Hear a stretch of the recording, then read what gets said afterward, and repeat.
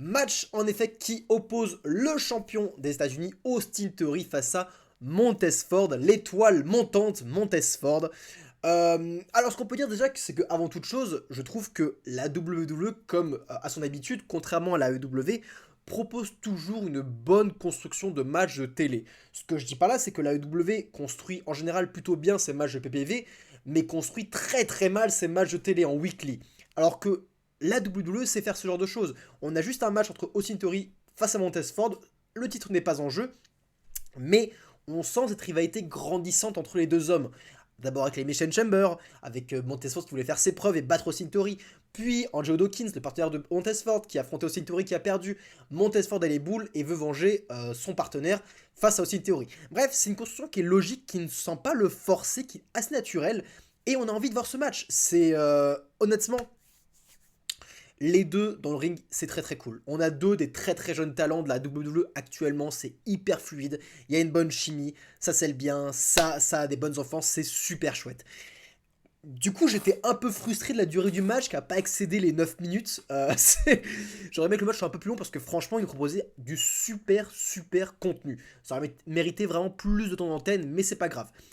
C'est peut-être le début, c'est peut-être l'annonce, la promesse d'un futur excellent programme de rivalité entre Austin Theory et Montez Ford. Je trouve que les deux ont quelque chose à proposer. Alors pour l'instant, Montez Ford n'est pas prêt pour devenir un adversaire légitime et une menace potentielle au titre de Austin Theory. Il n'a pas encore le charisme, le look, le full package. Il manque encore un petit peu de promo. Mais c'est une promesse, c'est une alchimie que je vois déjà excellente. Et dans le futur, quand il sera plus prêt, plus établi en tant que star solo, Montez Ford, là c'est un problème que j'ai envie de voir, que j'ai vraiment, vraiment, vraiment envie de voir. À la fin du match, évidemment, victoire de Austin Theory, c'est logique. À la fin du match, Austin Theory dit que le public ne croit pas en lui, mais qu'à WrestleMania, ils le feront, comme c'est le cas de John Cena qui ne croit pas en lui, mais qui le fera à WrestleMania. C'est une promo très très simple, il n'a pas beaucoup de temps pour eux parce qu'il est complètement épuisé, voilà, faut aller à l'essentiel, il allait à l'essentiel, c'est très très bien.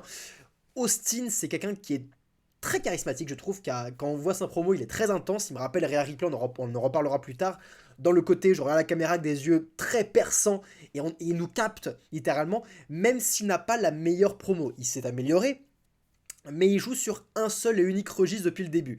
Un registre de mec un petit peu énervé, un peu vénère, voilà, c'est moi, je fais mes preuves, c'est mon temps, voilà. Dans ce registre-là, il est bon.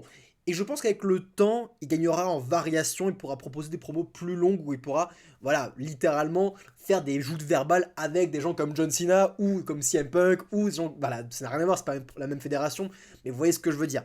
Pour l'instant, il est bon dans un seul et unique registre, mais il faut encore qu'il gagne en variation, surtout dans ses promos. Bref, c'est une belle promesse, en tout cas, il est très charismatique et malgré son unique ton, sa seule chose qu'il sait faire en promo, eh bien, il nous capte. Voilà. Donc, un futur très radieux pour Austin Theory qui doit encore progresser, mais déjà dans le ring, c'est impeccable.